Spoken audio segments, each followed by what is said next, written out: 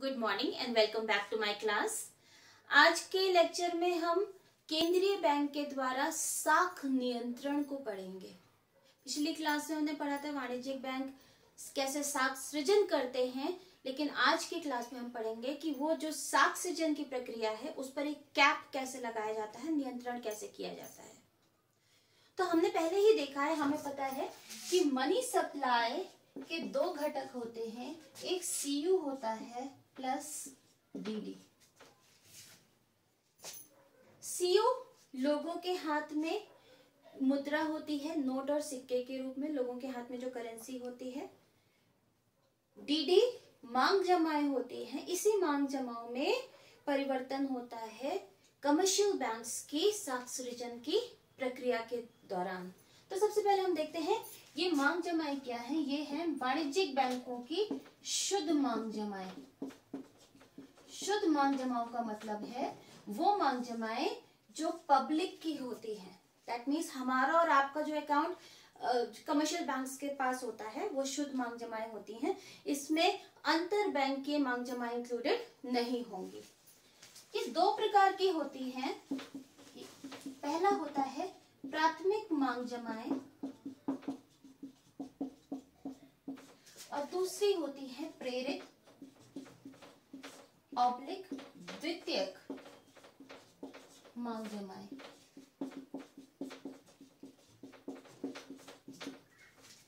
प्राथमिक मांग जमाएं वो जमाएं होती हैं जहां पे जो हम बैंकों में जमा करते हैं कैश या फिर चेक के रूप में। ये जो हमने और आपने हमारे जो अकाउंट्स होते हैं वो एक प्राथमिक मांग जमाओं के अंतर्गत होते हैं। हमने पहले डिस्कस किया हुआ है प्राथमिक मांग जमाएं तीन प्रकार की होती है। इसके अंदर एक तो होता है चालू खाता जमा। ये अधिकतर बिजनेस एंटरप्राइजेस के द्वारा खोला जाता है। इस पर कोई ब्याज नहीं मिलता बल्कि इस पर एक शुल्क हमें देना होता है। दूसरा होता है बचत खाता जमा। ये बचत खाता जमा में हम और आप अपने एक्स्ट्रा जो एक्सेस मनी होता है हमारे पास, जो हमें नहीं खर्च करना होता, उसे हम बचा लेते हैं, उसे जमा करते हैं और इस पर हमें एक ब्याज दर प्राप्त होती है। और तीसरा है सावधि जमाएं, जिसे इंग्लिश में फिक्स डिपॉजिट भी कहेंगे। जो हमारे पास एक्सेस मनी होता है जिसको हमें पता है कि हमें कुछ समय तक उसको प्रयोग नहीं करना है, तो हम एक समय अवधि के लिए इस पैसे को जमा कर देते हैं। ये तीनों ही प्राथमिक मांग जमाएं होती हैं और जितनी ये जमाएं होती हैं इनके आधार पर बैंक लोन देता है या साख सृजित करता है। तो चार प्रकार के लोन्स हमने डिस्कस किए हुए थे। एक तो डिमांड लोन होता है, ये शॉर्ट टर्म लोन्स होते हैं जो कभी भी बैंकों के द्वारा वापस मांगे जा सकते हैं। दूसरा होता है ओवरड्राफ्ट। इसके अंदर करंट अकाउंट पर एक लिमिट क्रिएट कर दी जाती है। लिमिट क्रिएट करने के बाद क्या होता है कि अगर हमारे अकाउंट में पैसा खत्म हो गया करंट अकाउंट में, तो उस लिमिट तक हम पैसा निकाल सकते हैं और जितना हम पैसा निकालते हैं उस पर हमें ब्याज देना पड़ता है। और जब हम पैसा जमा कर देंगे वापस तो वो ब्याज लगना बंद हो जाएगा। तीसरा होता है कैश क्रेडिट। ये भी एक प्रकार का शॉर्ट टर्म लोन होता है जो बिजनेस इकाइयों को दिया जाता है। और फोर्थ है टर्म लोन। ये टर्म लोन तीन प्रकार के होते हैं। अल्पकालीन जो 12 से 18 महीने होते हैं, मध्य या इंटरमीडिएट टर्म लोन होते हैं जिसमें 3 से 5 वर्ष की अवधि के लोन होते हैं। उससे अधिक जो दीर्घकालीन लोन होते हैं वो लंबी अवधि के लोन होते हैं। इनके बारे में हमने डिटेल में लास्ट लेक्चर में ऑलरेडी डिस्कस किया हुआ है। ये जो डिपॉजिट्स हैं, ये लोन डिपॉजिट क्रिएट करते हैं और ये लोन साख को सृजित करते हैं। ये साख सृजन से ये जो मांग जमाएं हैं, प्रेरित मांग जमाएं हैं, इसमें वृद्धि होती है। उसके फलस्वरूप demand deposit, overall demand deposit में वृद्धि होगी और मनी सप्लाई में वृद्धि होगी। क्योंकि ये वाला जो लोन के थ्रू जो पैसे जमा बनाए गए हैं इसे हम बैंक मनी कहते हैं, क्योंकि ये मुद्रा कमर्शियल बैंक्स के द्वारा साख सृजन की प्रक्रिया के दौरान बनाई जाती है। तो इसे हम क्या कहते हैं? बैंक मुद्रा। तो कभी आपका एग्जाम में क्वेश्चन आता है बैंक मुद्रा क्या होती है, तो बैंक मुद्रा वो मुद्रा होती है जिसे वाणिज्यिक बैंक साख सृजन की प्रक्रिया के दौरान बनाते हैं। अब मनी सप्लाई या मुद्रा का कार्य क्या होता है? मुख्य कार्य क्या होता है? विनिमय करना। दैट मीन्स जितना पैसा हमारे पास है, अगर हमारे पास पैसा होगा तो हम क्या करेंगे? वस्तुओं सेवाओं की मांग करेंगे। तो इसीलिए आरबीआई के लिए ये बहुत जरूरी होता है कि इस मनी सप्लाई पर कंट्रोल करें।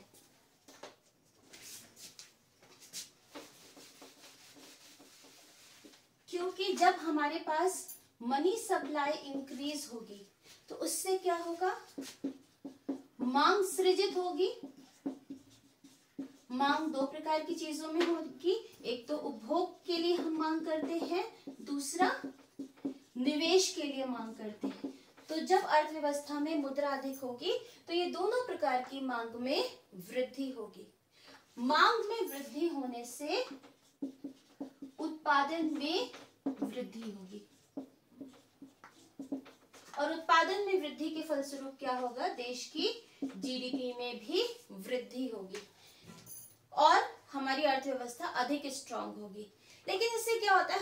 हमारे लिए ये बहुत आवश्यक होता है कि ये मनी सप्लाई को एक डिजायर्ड लेवल पे रखें, जिससे हमारी अर्थव्यवस्था में वांछित अर्थव्यवस्था की जो जीडीपी है उसमें वांछित इंक्रीज हो, ना ज्यादा ना कम। अब हम देखते हैं प्रॉब्लम क्या उत्पन्न हो सकती है यदि इस मांग जमाव में अधिक वृद्धि हुई।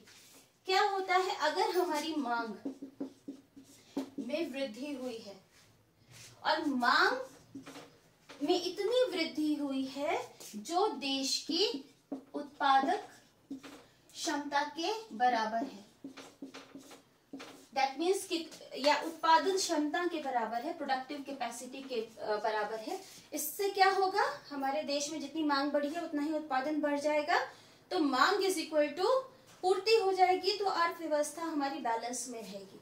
जितनी मांग बढ़ी है उतनी ही हमारी, क्योंकि क्षमता है हमारे में इतना करना, तो उतनी ही पूर्ति बढ़ जाएगी, अर्थव्यवस्था बैलेंस में रहेगी। लेकिन समस्या कब उत्पन्न होती है? समस्या तब उत्पन्न होगी जब जितनी हमारे यहाँ मांग क्रिएट हुई है वो उतनी हमारे देश में उत्पादन क्षमता नहीं है। दैट मीन्स मांग जितनी है उत्पादन क्षमता उससे कम है। सपोज कीजिए हम 20 रुपए का सामान की मांग कर रहे हैं, जबकि हमारे देश में जो क्षमता है वो सिर्फ 10 रुपए का ही वस्तुओं और सेवाओं के निर्माण करने की क्षमता है। तो ऐसी स्थिति में क्या होगा? वस्तु का उत्पादन तो बढ़ नहीं सकेगा, तो उन वस्तुओं की प्राइसेस बढ़ने लगेंगी क्योंकि मांग अधिक है। तो ऐसी स्थिति में क्या होगा? प्राइस लेवल इंक्रीज होगा। जब प्राइस लेवल इंक्रीज होगा तो देश में मुद्रास्फीति की स्थिति उत्पन्न होगी। और मुद्रास्फीति क्या होता है? जिसको इंग्लिश में हम इन्फ्लेशन कहेंगे। इसका नुकसान किसको होता है? आम जनता को होता है। थोड़ी बहुत मुद्रास्फीति होनी चाहिए जिससे उत्पादकों को मोटिवेशन बना रहे, वो उत्पादन अधिक करें लाभ के उद्देश्य से। लेकिन अगर वही मुद्रास्फीति बहुत ज्यादा हो जाएगी तो फिर ये अर्थव्यवस्था के लिए अच्छा नहीं है, क्योंकि हमारे और आपके लिए ये नुकसानदेह है। जब कभी कभी प्याज की कीमत 100 रुपए हो जाती है तो क्या होता है? हम सबसे ज्यादा नुकसान किसको होता है? जो मिडिल क्लास होता है या फिर जो निर्धन व्यक्ति होता है। तो ऐसी स्थिति में ये स्थिति समाज के लिए अच्छी नहीं होती है। हमारे देश में जो आरबीआई ने मुद्रास्फीति की दर रखी हुई है कि इस रेंज के बीच में मुद्रास्फीति होनी चाहिए, वो है 4% ±2%। दैट मीन्स 4% में अगर हम -2 करेंगे तो कितना हो जाएगा? 2%। और 4% में +2% करेंगे तो वैल्यू हो जाएगी 6%। दैट मीन्स आरबीआई ने जो हमारे यहाँ मुद्रास्फीति की रेंज रखी हुई है वो है 2% से लेकर 6%। लेकिन अगर इसके ऊपर अगर मुद्रास्फीति बढ़ती है तो इन दैट केस ये अर्थव्यवस्था में अच्छा नहीं होगा। दूसरी स्थिति हो सकती है मांग कम है और हमारे देश में उत्पादन क्षमता अधिक है, दैट मीन्स हमारे यहाँ पूर्ति अधिक हो रही है। इन दैट केस क्या होगा, मांग तो कम है तो उत्पादक आपस में प्रतियोगिता करेंगे और कीमत स्तर, प्राइस लेवल कम हो जाएगा और मुद्रा अविस्फीति की स्थिति उत्पन्न हो जाएगी। ये भी अर्थव्यवस्था के लिए अच्छी नहीं है, क्योंकि जब हमारे यहाँ मुद्रा अविस्फीति होगी तो उत्पादक उत्पादन में कमी करेंगे और देश की जीडीपी में कमी आएगी। तो ऐसी स्थिति में आरबीआई की भूमिका बहुत महत्वपूर्ण भूमिका निभाता है इस मुद्रा पूर्ति पर नियंत्रण के। सीयू तो नोट और सिक्के होते हैं, ये तो आरबीआई और गवर्नमेंट ही बनाती है, उस पर पूरा नियंत्रण होता है। लेकिन साख पर नियंत्रण आरबीआई मुद्रा पूर्ति पर साख पर नियंत्रण के द्वारा भी करता है।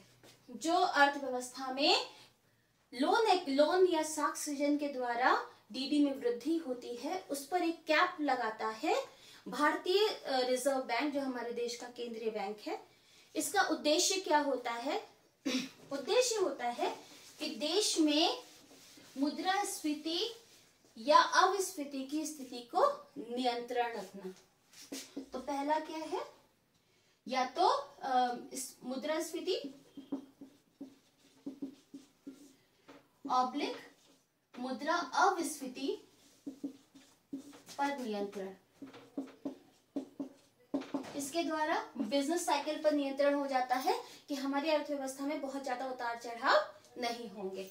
दूसरा इसकी नीति का जो उद्देश्य होता है वो होता है प्रायोरिटी सेक्टर्स। कुछ ऐसे सेक्टर्स होते हैं जिनमें अगर निवेश किया जाए, जिनमें अगर अधिक पैसा लगाया जाए तो ओवरऑल देश की अर्थव्यवस्था में वृद्धि होगी, देश की जीडीपी में वृद्धि होगी।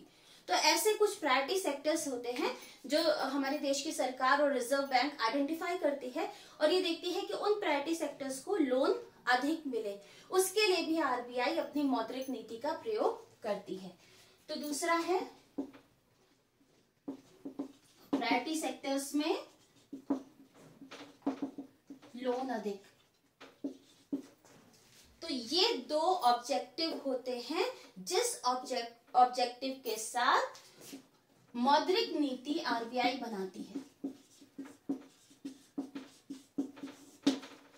अब आरबीआई मौद्रिक नीति में दो प्रकार के उपकरणों का प्रयोग करती है। पहला है क्वांटिटेटिव मेजर्स या फिर मात्रात्मक उपकरण। इन मात्रात्मक उपकरण से अर्थव्यवस्था में साख की मात्रा को नियंत्रित किया जाता है। तो इसमें किस, जैसे नाम से ही क्लियर है मात्रात्मक, तो किस चीज की मात्रा को नियंत्रित किया जाता है? साख। अर्थव्यवस्था में साख की मात्रा को नियंत्रित करते हैं। इसके कुछ टूल्स होते हैं, ये अभी हम डिस्कस करेंगे। दूसरा है गुणात्मक। गुणात्मक उपकरण के द्वारा साख के यूजेस, कहां कहां किस किस जगह पे साख का यूज होता है, उसको नियंत्रित किया जाता है गुणात्मक के द्वारा। साख के प्रयोग, जैसे किस प्रकार से प्रायोरिटी सेक्टर, साख के प्रयोग मतलब कुछ प्रायोरिटी सेक्टर्स है वहां पे हम साख को अधिक देंगे। कुछ ऐसे सेक्टर्स हैं जिसकी वजह से अर्थव्यवस्था में इन्फ्लेशन बढ़ रहा है, वहां पे हम साख को कम करेंगे। तो इस प्रकार से कहां कहां साख का प्रयोग होना चाहिए उसको गुणात्मक मेजर्स के द्वारा कंट्रोल करती है आरबीआई। तो हम सबसे पहले डिस्कस करते हैं मौद्रिक नीति के मात्रात्मक उपकरण। तो अब हम पहले देखते हैं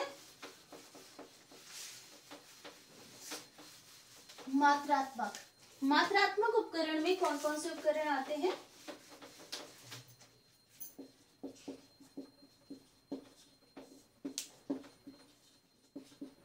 मात्रात्मक में पहला होता है बैंक दर। इसको इंग्लिश में बैंक रेट बोलते हैं। ये वैल्यू जो भी करंट वैल्यू होती है वो रेट्स आपको भारतीय रिजर्व बैंक जो हमारा केंद्रीय बैंक है उसकी वेबसाइट पर वैल्यू मिल जाएगी। बैंक रेट इस समय चल रहा है 4.25%। बैंक दर क्या होता है? बैंक दर वह दर होती है जिस दर पर भारतीय रिजर्व बैंक या केंद्रीय बैंक वाणिज्यिक बैंकों को दीर्घकालीन लोन देते हैं। तो ऋण किसको दिया जा रहा है? आरबीआई ऋण दे रही है। किसको दे रही है? कमर्शियल बैंक्स को, या हिंदी में इसको बोलते हैं वाणिज्यिक बैंक। वाणिज्यिक बैंक जैसे state bank of India, Punjab national bank, HDFC bank, yes bank and so on. तो इन बैंक्स को जब दीर्घकालीन लोन दिया जाता है उसे हम बैंक दर बोलते हैं, और बैंक दर को रीडिस्काउंटिंग रेट भी बोलते हैं। इसको रीडिस्काउंटिंग रेट भी बोलते हैं। क्यों? क्योंकि ये जो लोन दिया जाता है वाणिज्यिक बैंकों को, ये किसके बदले दिया जाता है? या तो कमर्शियल पेपर्स होते हैं जैसे प्रॉमिसरी नोट्स, या फिर बिल्स ऑफ एक्सचेंज। बैंक वाणिज्यिक बैंकों के पास बिल्स ऑफ एक्सचेंज, इसको हिंदी में हुंडी बोलते हैं। बैंकों के पास हुंडी होती है बहुत सारी। इसके अलावा प्रॉमिसरी नोट, बैंक्स भी प्रॉमिसरी नोट लिख सकते हैं। प्रॉमिसरी नोट एक तरीके का फाइनेंशियल पेपर होता है जिसमें बैंक से प्रॉमिस करते हैं कि मैं इस पर्टिकुलर किसी स्पेसिफिक डेट पर मैं ऋण को वापस करूंगा with pre decided interest rate. वो इंटरेस्ट रेट कहलाता है बैंक दर। दैट मीन्स ये जो लोन लिया है वाणिज्यिक बैंक, इस लोन की राशि के साथ जो एक्स्ट्रा इंटरेस्ट पे करेंगे उसे बोलते हैं बैंक दर। इस पे कौन से लोन दिए जाते हैं? अधिकतर दीर्घकालीन ऋण दिया जाता है। आजकल ये मार्जिनल स्टैंडिंग फैसिलिटी के साथ इसको मर्ज कर दिया गया है। इसके जो टाइम पीरियड होता है ये होता है 7 डेज से 1 ईयर की अवधि होती है कि 7 दिन से ये प्रॉमिसरी नोट भी लिखे जाते हैं। ये भी 7 दिन से लेकर 1 वर्ष की अवधि तक के ये नोट्स हो सकते हैं। दूसरा उपकरण होता है, किस प्रकार से प्रभावित करते हैं अर्थव्यवस्था को, इसको अभी हम डिस्कस करेंगे। लेकिन पहले हम इसके दूसरा उपकरण भी डिस्कस कर लेते हैं कि वो भी बैंक दर जैसा ही होता है। दूसरा होता है रेपो दर। इसको इंग्लिश में कहते हैं रेपो रेट, और हिंदी में इसको पुनः खरीद दर भी बोलते हैं। रेपो रेट क्या होता है? एक फाइनेंशियल इंस्ट्रूमेंट होता है जिसमें प्रतिभूतियों के बदले सरकार के पास कमर्शियल बैंक्स के पास सरकारी प्रतिभूतियां होती हैं। उन प्रतिभूतियों के बदले आरबीआई से कमर्शियल बैंक्स लोन लेते हैं, और ये लोन होता है अल्पकालीन। इसकी अवधि या तो 1 रात की हो सकती है, ओवरनाइट होती है, या फिर ये 7 दिन और 14 दिन भी हो सकती है। तो ओवरनाइट भी हो सकती है, 7 डेज। ये अगर इसमें टर्म रेपो रेट होता है, टर्म रेपो रेट के नाम से भी होता है, टर्म रेपो रेट में ये 7 दिन से 14 डेज का भी हो सकता है। पुनः खरीद का मतलब है, जैसे वर्ड से क्लियर है कि कमर्शियल बैंक्स आरबीआई को प्रतिभूतियां देते हैं, उसके बदले में कैश लेते हैं, लेकिन एक एग्रीमेंट के साथ कि हम एक स्पेसिफिक डेट पर कमर्शियल बैंक्स वापस उस प्रतिभूतियों को खरीद लेंगे। अब इसे हम एक डायग्राम की सहायता से समझ सकते हैं। इसमें 2 पार्टीज होती हैं, एक आरबीआई, दूसरा वाणिज्यिक बैंक।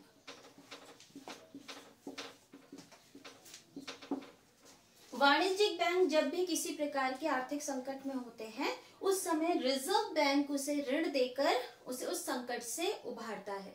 कई बार वाणिज्यिक बैंकों के पास धन की कमी हो जाती है तो वो ऋण रिजर्व बैंक से मांगते हैं। रिजर्व बैंक 2 प्रकार के ऋण दे सकता है, या तो अल्पकालीन या दीर्घकालीन। दीर्घकालीन बैंक दर पे दिया जाता है और अल्पकालीन को हम रेपो दर पर देते हैं। अब देखते हैं होता कैसे है।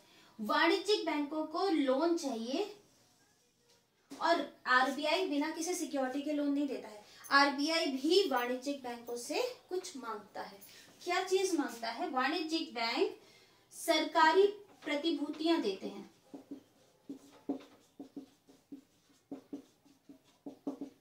तो वाणिज्यिक बैंक आरबीआई को सरकारी प्रतिभूतियां देते हैं और इस सरकारी प्रतिभूतियों के बदले में रिजर्व बैंक इनको लोन देता है, ऋण देता है।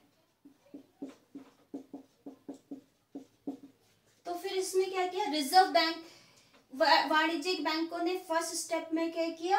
रिजर्व बैंक को सरकारी प्रतिभूतियों को बेचा और बदले में कैश को रिसीव किया।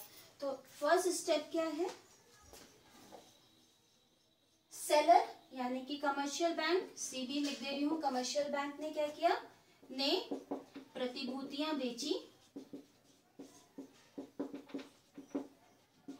तथा ऋण प्राप्त किया।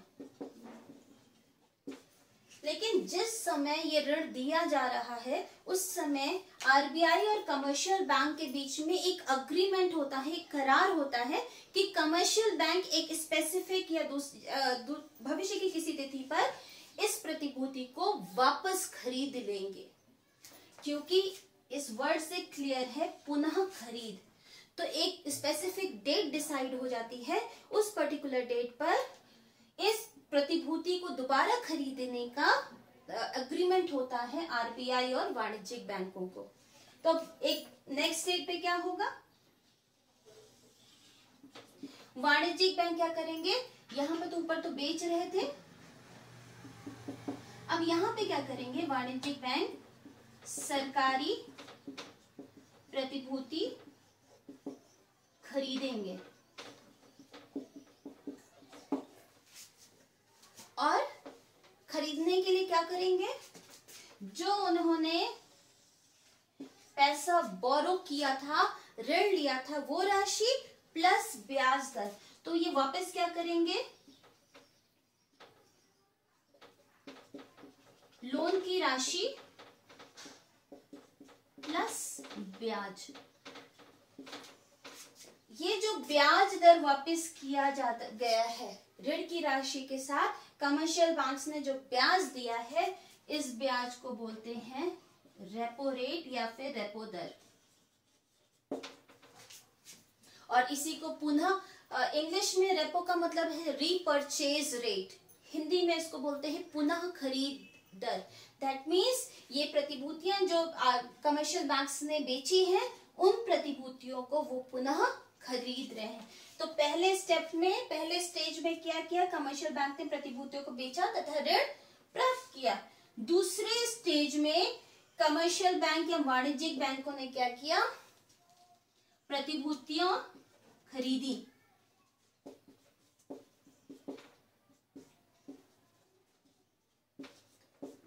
तथा ऋण प्लस ब्याज, ये कौन सा ब्याज है? रेपो रेट, रेपो दर चुकाया। तो इसीलिए रेपो दर को पुनः खरीद दर कहते हैं। इस समय अर्थव्यवस्था में इसकी जो रेट चल रहा है वो 4% है। बैंक दर 4.2% है, ये 4% है। अतः जो रेपो दर होती है वो दो तरीके के जो एलिमेंट्स होते हैं, दो तरीके के सौदे होते हैं, उनको कंबाइन करती है।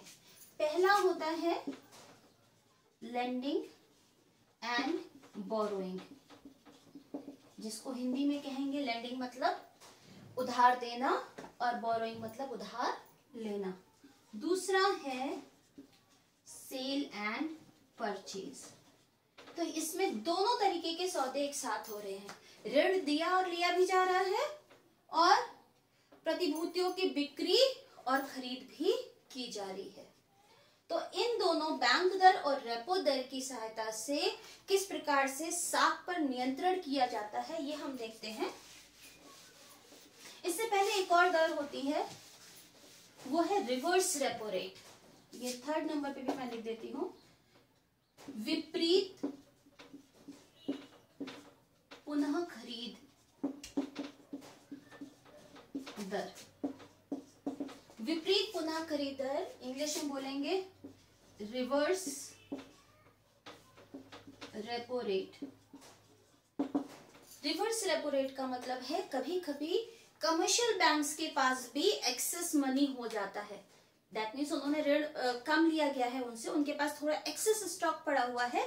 वो क्या करते हैं, उस एक्सेस स्टॉक को आरबीआई के पास रखते हैं, जिससे आरबीआई से वो थोड़ा इंटरेस्ट अर्न कर सके। तो वो जिस इंटरेस्ट रेट पर आरबीआई को अपना एक्सेस मनी देते हैं उसे बोलते हैं रिवर्स रेपो रेट। अब ऐसे में क्या होता है, आरबीआई और वाणिज्यिक बैंक दो पार्टीज हो गई। आरबीआई, वाणिज्यिक बैंकों ने आरबीआई को धन दिया, दैट मीन्स एक्सेस, अधिशेष जो राशि हुई वाणिज्यिक बैंकों के पास, वो अधिशेष राशि उन्होंने आरबीआई को दी और इसके बदले उन्होंने आरबीआई से प्रतिभूतियां ली। अब क्या किया, प्रतिभूतियां खरीदी। अब इसमें भी एक अग्रीमेंट होता है आरबीआई और कमर्शियल बैंक्स के बीच में कि अब हम इसे पुनः खरीदेंगे, लेकिन ये पुनः खरीद कौन करेगा, आरबीआई खरीदेगा। पिछले वाले में पुनः खरीद कौन कर रहा था, कमर्शियल बैंक वापस खरीद रहे थे। अब ये विपरीत वर्ड है कि अब पुनः खरीद क्या है, उल्टी हो रही है। तो अब पुनः खरीद कौन कर रहा है, आरबीआई कर रहा है। यहाँ पे प्रतिभूतियां, यहाँ आरबीआई के पास से प्रतिभूतियां वाणिज्यिक बैंकों के पास गई। ये आरबीआई ने प्रतिभूतियां बेच दी हैं। किसको बेच दी है, कमर्शियल बैंक्स को। अब एक अवधि के बाद, जो पहले से वो स्पेसिफिक डेट डिसाइडेड है, आरबीआई क्या करेगा, प्रतिभूतियां खरीदेगा।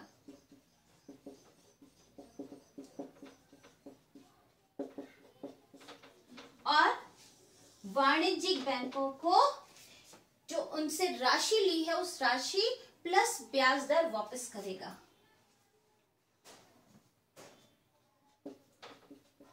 ऋण की राशि जो आरबीआई ने ली है उसको हम ऋण की तरह ही ट्रीट करते हैं, क्योंकि आरबीआई ने वो धन कमर्शियल बैंक से लिया है, प्लस ब्याज वापस करेगा। ये आरबीआई से चलकर वाणिज्यिक बैंकों के पास पहुंचेगा।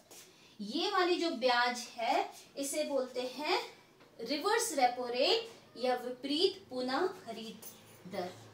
ये है रिवर्स रेपो रेट। इसका करंट में जो प्रतिशत चल रहा है वो 3.35% है। ये चेंज भी होता रहता है। मौद्रिक नीतियों में जब परिवर्तन करता है आरबीआई, तो इनमें परिवर्तन कर भी सकता है, नहीं भी कर सकता है।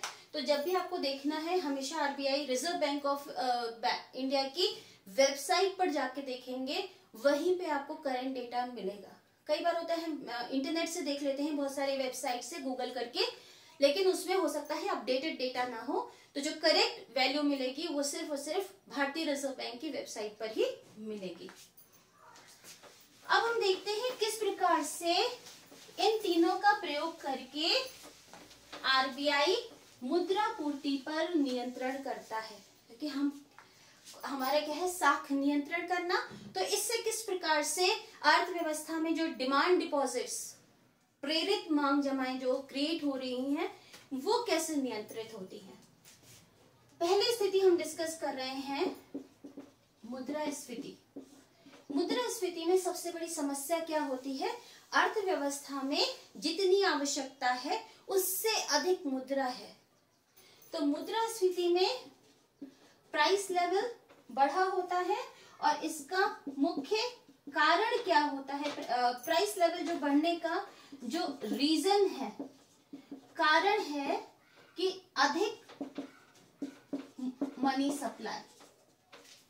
तो फिर जब मुद्रा पूर्ति पर नियंत्रण करना है तो आरबीआई क्या करेगा, इस मनी सप्लाई को बढ़ने से रोकेगा, मनी सप्लाई को कम करने की कोशिश करेगा कि ये मनी सप्लाई धीरे धीरे कम हो जाए, इस पर नियंत्रण हो। तो ऐसी स्थिति में बैंक दर ऑब्लिक रेपो दर या फिर रिवर्स रेपो दर,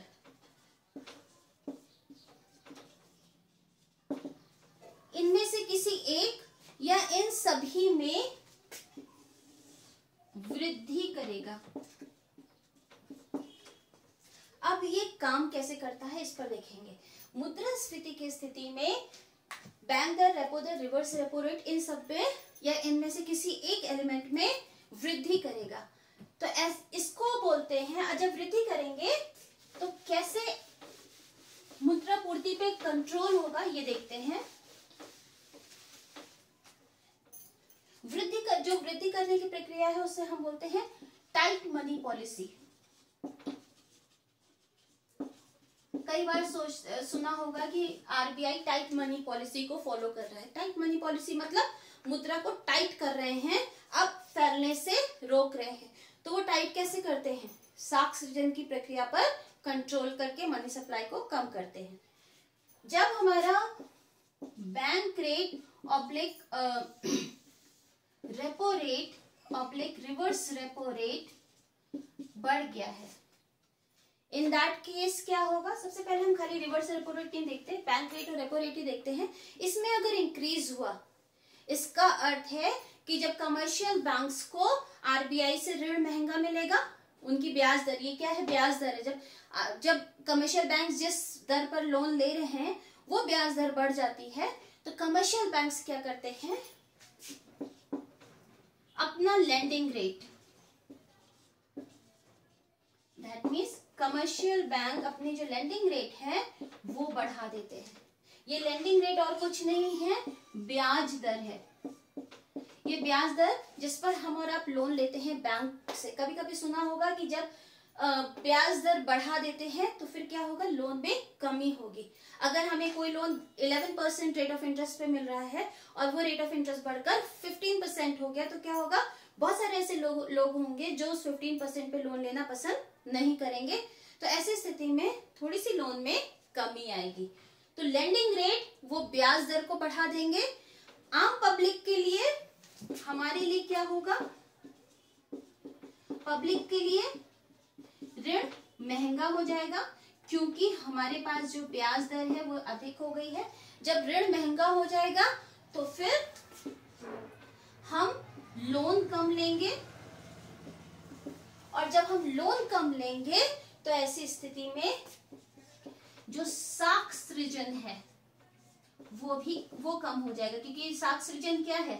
साख सृजन हमारे द्वारा, जो आम पब्लिक के द्वारा बैंक से लिया गया लोन है। जब बैंक से हमने लोन कम लिया तो साख सृजन कम हो गया। साख सृजन कम होगा तो इसके फलस्वरूप मनी सप्लाई कम हो जाएगी, और जब मनी सप्लाई में कमी होगी तो ओवरऑल हमारे हाथ में अगर मुद्रा कम हो गई तो हम क्या करेंगे? हम वस्तुओं की मांग कम करेंगे और प्राइस लेवल में कमी हो जाएगी। तो मनी सप्लाई कम होने से डिमांड में भी कमी आएगी, और इस डिमांड में कमी होने के फलस्वरूप जो इन्फ्लेशन या मुद्रास्फीति की स्थिति है, प्राइस लेवल हमारा कम हो जाएगा और मुद्रास्फीति ठीक हो जाएगी।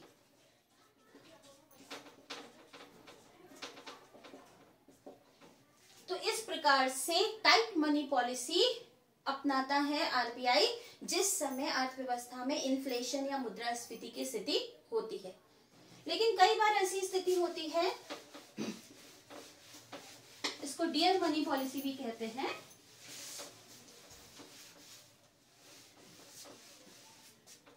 दूसरी स्थिति होती है मुद्रा अविस्फीति की।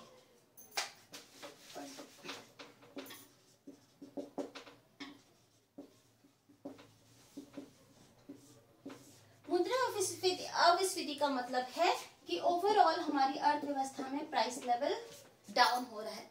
कीमत स्तर कब कम होगा? कोई भी सेलर या प्रोड्यूसर कीमतें कब कम करता है? जब वस्तु की डिमांड कम होती है। तो कीमत कम होने का रीजन क्या है? मांग कम होना। और मांग कम होने का मुख्य रीजन, मांग, हम वस्तुओं की मांग कब कम करेंगे, जब हमारे पास पैसे कम होंगे। तो इसका मुख्य रीजन है मनी सप्लाई कम होना। तो अगर मुद्रा अविस्फीति या डिफ्लेशन जिसको इंग्लिश में बोलेंगे, इसको ठीक करना है, तब हमें करना क्या है, आरबीआई को करना क्या है, इस मनी सप्लाई को बढ़ा देना है। मनी सप्लाई बढ़ेगी तो हमारे पास पैसे अधिक होंगे और हम चीजों की मांग अधिक करेंगे, और जब मांग बढ़ेगी तो ऑटोमेटिकली प्राइस लेवल बढ़ने लगेगा। तो ऐसी स्थिति में bank rate oblique repo rate, इसको कम कर देंगे। तो जब ब्याज दर कम हो गई, कमर्शियल बैंक्स को आरबीआई से लोन सस्ता मिलेगा, तो कमर्शियल बैंक्स भी अपना लेंडिंग रेट या ब्याज दर कम कर देंगे। तो कमर्शियल बैंक क्या करेंगे, कमर्शियल बैंक या वाणिज्यिक बैंक लेंडिंग रेट, जो हमारी ब्याज दर है उसमें कमी कर देंगे। ब्याज दर कम हो जाएगी तब क्या होगा, जब ऋण बहुत सस्ता हो जाता है, हम लोग अगर मान लीजिए कार का लोन है, आपका कार लेने का प्लान है काफी समय से, अगर ब्याज दर में कमी हो जाएगी तो क्या करेंगे, आप फौरन जाएंगे लोन को ले लेंगे कि अच्छा अब तो इस समय रेट ऑफ इंटरेस्ट कम है, हम लोन ले लेते हैं और कार खरीद लेते हैं। या हाउसिंग लोन है, आपको घर खरीदना है, काफी समय से सोच रहा है कि हमें घर खरीदना है, और अब ब्याज दर अगर कम हो गई है तो आपको एक अलग से मोटिवेशन मिलेगा, हाँ अब हमें कम ईएमआई देनी पड़ेगी, तो फिर हम लोन इस समय ले लें, ज्यादा अच्छा है। तो जब ब्याज दर कम हो जाती है तो पब्लिक के लिए जो ऋण है वो सस्ता हो जाएगा, और जिसके फलस्वरूप साख सृजन बढ़ जाएगा। जब साख सृजन बढ़ेगा, साख सृजन से क्या होता है, डीडी डिमांड डिपॉजिट बढ़ेगा, तो ओवरऑल हमारी मनी सप्लाई, डिमांड डिपॉजिट किस चीज का भाग है, डिमांड डिपॉजिट मुद्रा पूर्ति का भाग है, तो इसके फलस्वरूप क्या होगा, मनी सप्लाई में वृद्धि होगी। और जब हमारे और आपके पास मुद्रा होगी तो हम तो मार्केट में जाएंगे ना सामान खरीदने, तो फिर क्या होगा, इससे मांग में भी वृद्धि होगी। जब मांग में वृद्धि होगी तो फिर ओवरऑल कीमत स्तर ऑटोमेटिकली बढ़ने लगेगी, प्राइस लेवल बढ़ेगा, और जो मुद्रा अविस्फीति की स्थिति थी वो ठीक हो जाएगी। अब हम तीसरी चीज जो हमने पढ़ी थी, reverse repo rate. Reverse repo rate किस तरीके से काम करता है, रिवर्स रेपो रेट में, जिसको हम RRR से दिखा सकते हैं, रिवर्स रेपो रेट में आरबीआई अपने कमर्शियल बैंक अपने एक्सेस मनी को आरबीआई के पास रखता है और उस पर ब्याज कमाता है। अगर मुद्रास्फीति की स्थिति पहले हम डिस्कस कर लेते हैं। मुद्रास्फीति की स्थिति में RRR बढ़ा देते हैं।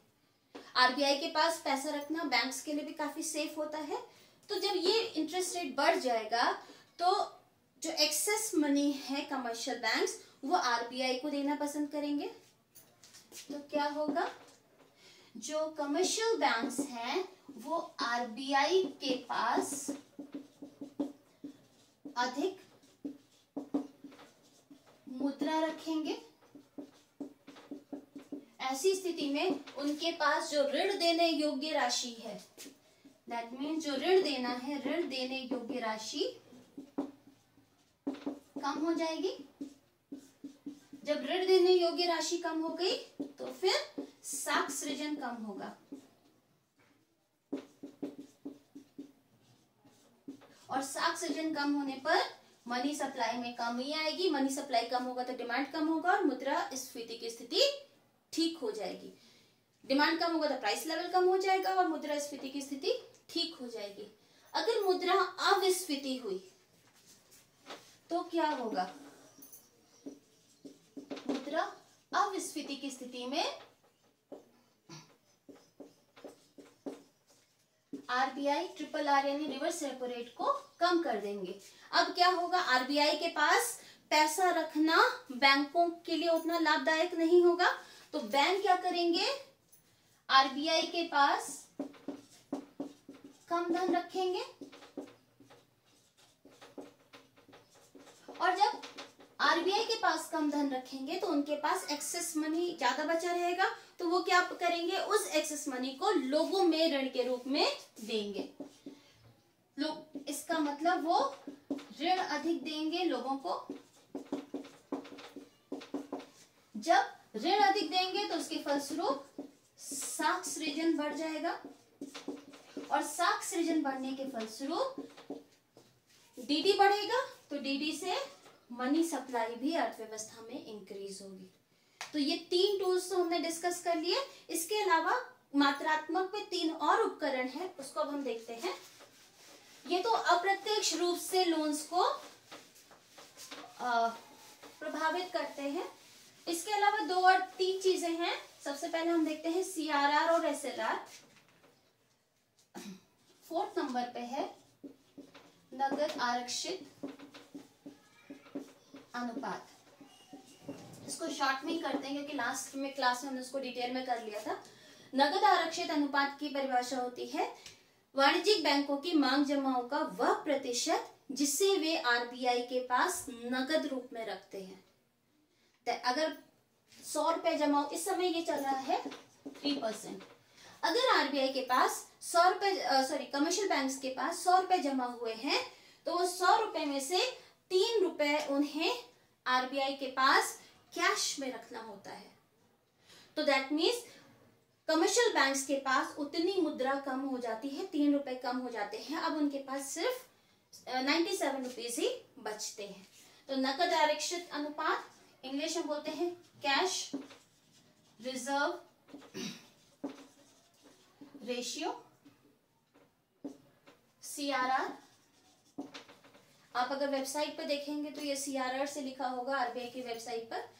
दूसरा होता है SLR, हिंदी में कहेंगे वैधानिक तरलता अनुपात।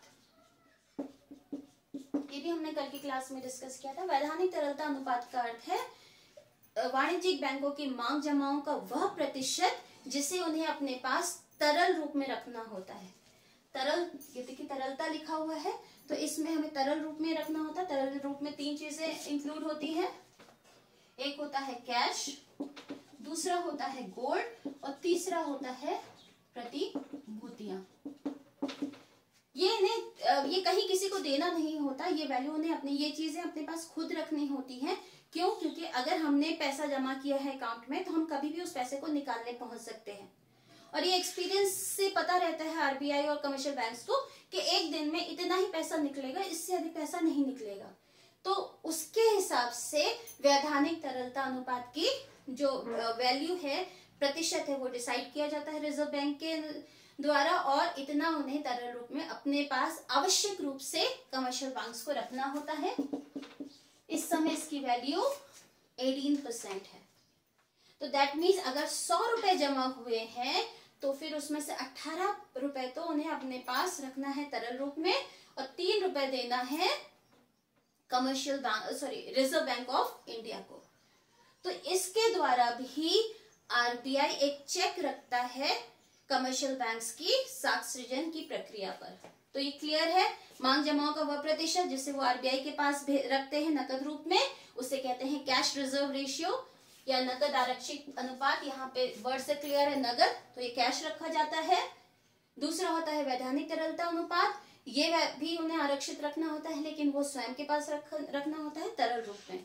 अब ये मुद्रास्फीति और मुद्रा अपस्फीति में कैसे काम करता है? सबसे पहले मुद्रास्फीति की बात करते हैं। मुद्रास्फीति में हमने जैसे पहले ही डिस्कस किया है, समस्या क्या होती है? मनी सप्लाई का अधिक होना। तो यहाँ पे समस्या क्या है मुद्रास्फीति में? अधिक मुद्रा पूर्ति। मुद्रा पूर्ति अधिक है तभी तो मांग अधिक और कीमत स्तर बढ़ रहा है। इसका समाधान क्या होता है? समस्या का सॉल्यूशन क्या है? मुद्रा पूर्ति कम करना, कम करना। तो ऐसी स्थिति में RBI टाइट मनी पॉलिसी को फॉलो करेगी, और इसके अंतर्गत चाहे CRR हो चाहे SLR हो, इन दोनों में वृद्धि कर देगी। इसका अर्थ क्या है? अब जितना पैसा उनके पास आ रहा है रिजर्व बैंक के पास, कमर्शियल बैंक्स के पास, उसमें से पहले जितना उन्हें आरक्षित रखना होता था अब उससे अधिक आरक्षित रखना है।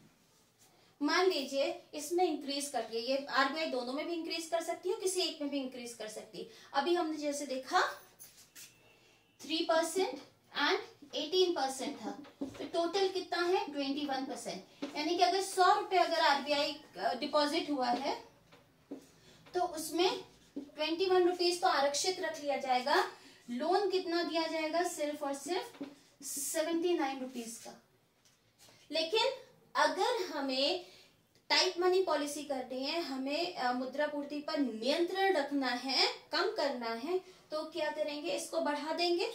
मान लीजिए इसको बढ़ाया, अभी ये 21% है, इसको बढ़ा दिया, बढ़ा के ये 40% हो गया, तो 40% होने से क्या होगा, 40 रुपए अलग रखने पड़ेंगे। अब 100 रुपए में से हम कितना दे सकते हैं, पहले वाला मैं लिखा रहने देती हूँ, नेक्स्ट लाइन में देखती हूँ।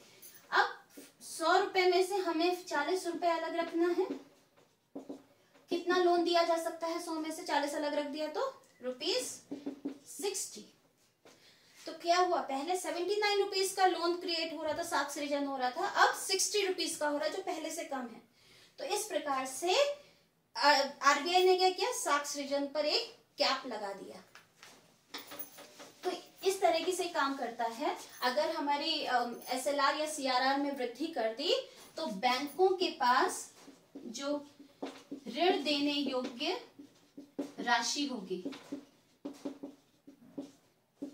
वो कम हो जाएगी। जैसे पहले अभी हमने एग्जाम्पल से डिस्कस किया था कि पहले 79 रुपीज ऋण दे सकते थे, अब वो राशि घटकर 60 रुपीज होगी। तो ऋण देने योग्य राशि कम हो गई, जिसकी वजह से लोन कम होगा और साख सृजन कम हो जाएगा। जब साख सृजन कम होगा तो फिर सेम इफेक्ट आएगा, मनी सप्लाई में कमी आ जाएगी। मनी सप्लाई कम हो जाएगा तो प्राइस लेवल में भी कमी आएगी। जब हमारे पास पैसा कम है, मांग कम करेंगे, प्राइस लेवल कम होगा।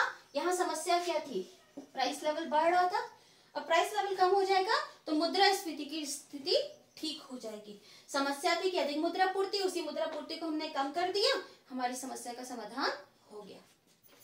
दूसरी स्थिति इसमें, अभी तो हमने मुद्रास्फीति देखी थी, अब हम मुद्रा अविस्फीति की स्थिति देखते हैं।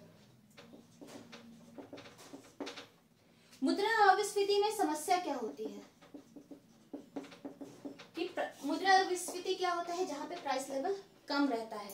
तो इसकी समस्या क्या है, यहाँ पे कम प्राइस लेवल कब होगा, जब मांग कम होगी, और मांग कम कब होगी, जब हमारे पास मुद्रा कम है।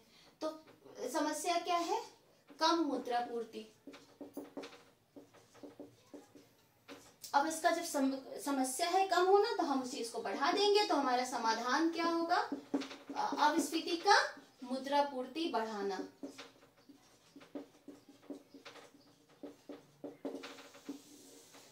तो अब हम देखते हैं, अगर मुद्रा पूर्ति बढ़ानी है तो फिर सीआरआर अथवा एसएलआर या फिर दोनों में आरबीआई कमी कर देगा।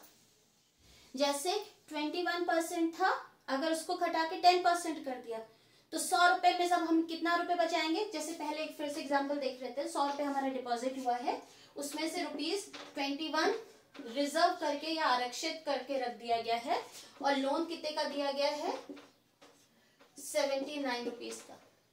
मान लीजिए इस आरक्षित को, रिजर्व को हम कम कर देते हैं, ये 10% ही कर देते हैं, तो कितना अलग रखना है, 10 रुपए। तो लोन की राशि के लिए एक्सेस मनी कितना बचा, कितने का लोन देंगे आरबीआई कमर्शियल बैंक्स, वो 90 रुपीज का लोन देंगे। तो इसका मतलब क्या हुआ, अगर सीआरआर या एसएलआर में कमी की गई है तो बैंकों के पास लोन देने वाली जो राशि है उसमें वृद्धि हो जाएगी, 79 से बढ़कर 90 रुपीज हो जाएगा, और अर्थव्यवस्था में मुद्रा पूर्ति में वृद्धि होगी। तो सीआरआर एसएलआर कम किया तो इसका मतलब बैंकों के पास जो ऋण देने योग्य राशि है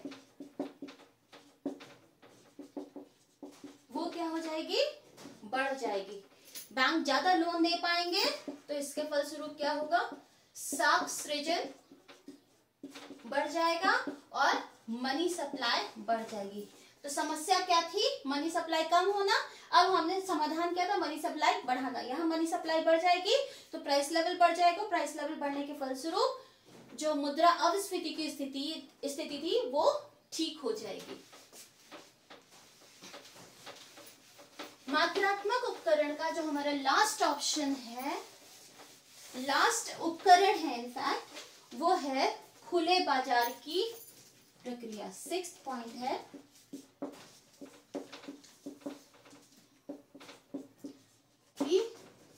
क्रिया। इंग्लिश में इसको बोलते हैं ओपन मार्केट ऑपरेशन। इसके रूप से प्रत्यक्ष रूप से आरबीआई क्रेडिट कंट्रोल करता है, साख नियंत्रण करता है।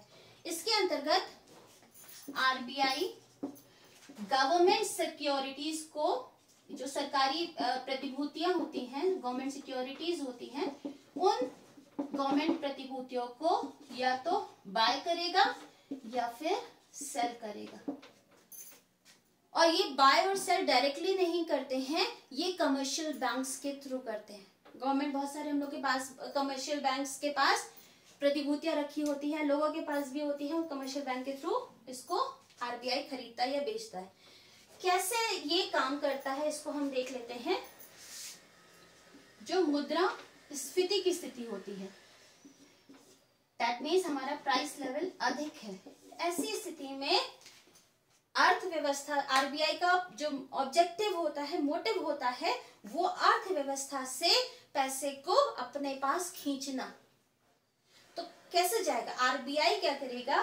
प्रतिभूतियों को बेचेगा।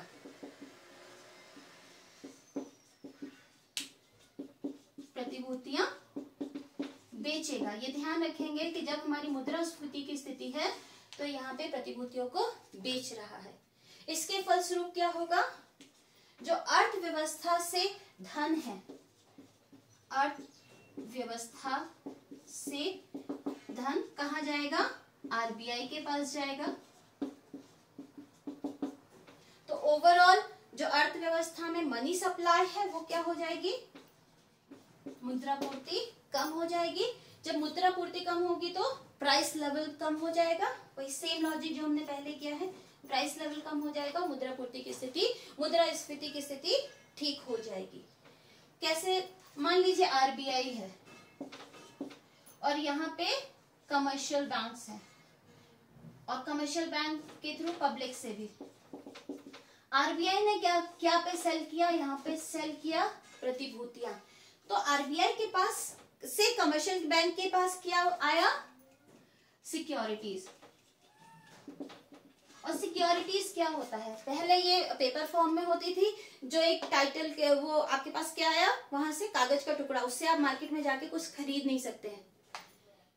अब ये इलेक्ट्रॉनिक मोड में होने लगी है, तो दोनों ही स्थिति में कमर्शियल बैंक के पास क्या आया? जो चीज भी आई है सिक्योरिटीज, उससे कुछ खरीदा नहीं जा सकता, that can not be used as a medium of exchange. यहां से क्या गया लोगों के पास से या कमर्शियल बैंक के पास से? मनी। तो इसका फल अर्थव्यवस्था से ये क्या है? इकोनॉमी है, ये हमारी अर्थव्यवस्था है। इस अर्थव्यवस्था से मनी कहाँ गया है? आरबीआई के पास गया है। इसकी वजह से यहाँ पे क्या हुआ? मनी सप्लाई कम हो गया। और जब मनी सप्लाई कम हो गया तो फिर प्राइस लेवल ऑटोमेटिकली कम हो जाएगा। दूसरी स्थिति होती है मुद्रा अविस्फीति। मुद्रा अविस्फीति। मुद्रा अविस्फीति की स्थिति में जो हमारा प्राइस लेवल है वो कम होता है। तो हमें आरबीआई का मोटिव होगा इस प्राइस लेवल को बढ़ाया जाए। आरबीआई जो सिक्योरिटीज है या प्रतिभूतियों को बेचता है, को खरीदेगा। जब आरबीआई ने प्रतिभूतियों को खरीदा तो ऐसी स्थिति में क्या होगा? जो कमर्शियल पेपर्स अर्थव्यवस्था में थे वो सिक्योरिटीज किसके पास जाएंगी? आरबीआई के पास। और आरबीआई इसके बदले में क्या देगा? मुद्रा। तो जब वो खरीदेगा उसके फलस्वरूप अर्थव्यवस्था में मुद्रा पूर्ति बढ़ेगी, इसके फलस्वरूप मुद्रा पूर्ति में वृद्धि होगी और प्राइस लेवल में भी वृद्धि होगी। फिर से हम ये एक पिक्चर के थ्रू देखते हैं। आरबीआई है, कमर्शियल बैंक्स प्लस पब्लिक है, और ये क्या है, हमारी इकोनॉमी है। आरबीआई ने क्या किया, बाय किया, खरीदा। खरीदने के लिए यहां पे क्या थी, गवर्नमेंट सिक्योरिटीज थी।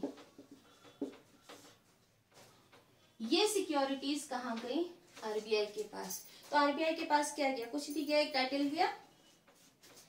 आरबीआई ने इसके बदले यहां पर मनी या मुद्रा दी।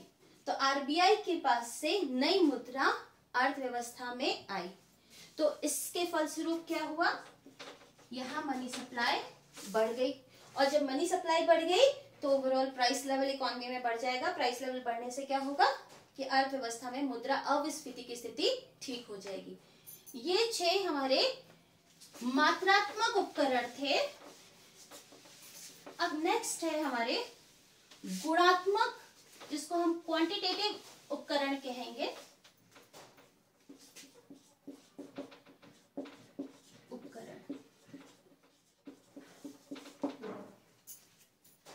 गुणात्मक उपकरण के अंतर्गत जो सबसे इसके अंदर क्या होता है, ये कंट्रोल किया जाता है कि किस प्रकार के चीजों के लिए साख को प्रयोग किया जाता है।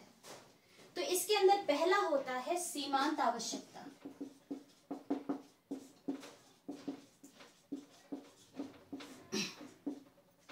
सीमांत आवश्यकता अगर हम इसकी डेफिनेशन कहेंगे तो जो ऋण की राशि है और ऋणाधार का वास्तविक मूल्य है उसके बीच का अंतर होता है। तो हम इसको इस तरीके से लिख सकते हैं, ऋणाधार का मूल्य जो वास्तविक मूल्य होता है माइनस ऋण की राशि।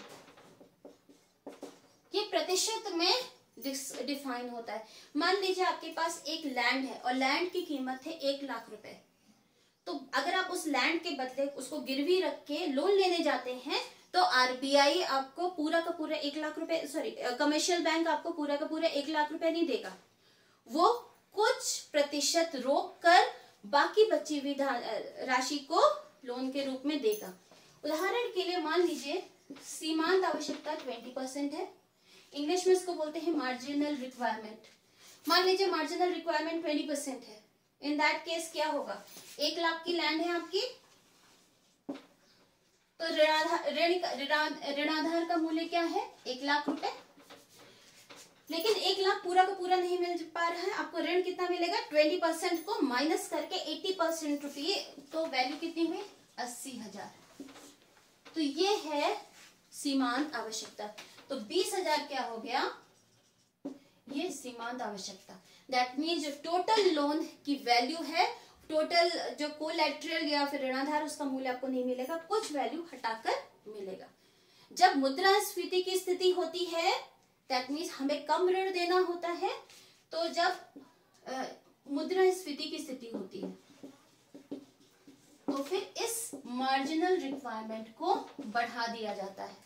जब इसको बढ़ा देंगे तो ऋण की राशि कम हो जाएगी। अगर हमने इसको 20% से 40% कर दिया तो ऋण की राशि कितनी हुई, 60,000 हो गई। दैट मीन्स ऋण कम हो गया।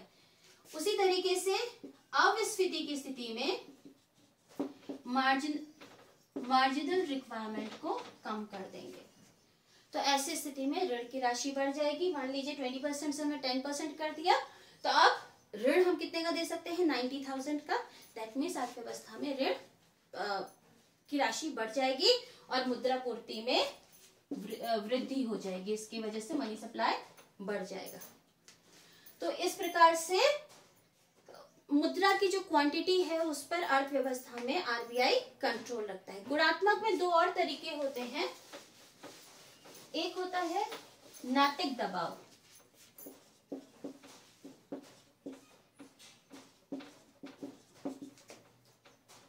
गुणात्मक का सेकंड है नैतिक दबाव। इसके अंतर्गत आरबीआई कमर्शियल बैंक्स को दिशा निर्देश जारी करता है कि ऋण की राशि को बढ़ाना है या कम करना है, या कोई प्रायोरिटी सेक्टर्स में ऋण को अधिक देना है, या फिर किस सेक्टर में ऋण को कम करना है, ये दिशा निर्देश जारी करता है। इसको इंग्लिश में मॉरल शोजन बोलते हैं। नैतिक दबाव का मतलब है कि इसको मानने के लिए कमर्शियल बैंक्स बाध्य नहीं होते हैं, कंपल्शन नहीं होता है, लेकिन फिर भी वो इस बात को मान लेते हैं जो आरबीआई निर्देश जारी करता है। तीसरा है चयनात्मक साख। चयनात्मक साख का अर्थ है, जैसे वर्ड से क्लियर है, चयन, इंग्लिश में सिलेक्टिव क्रेडिट कंट्रोल भी कहते हैं।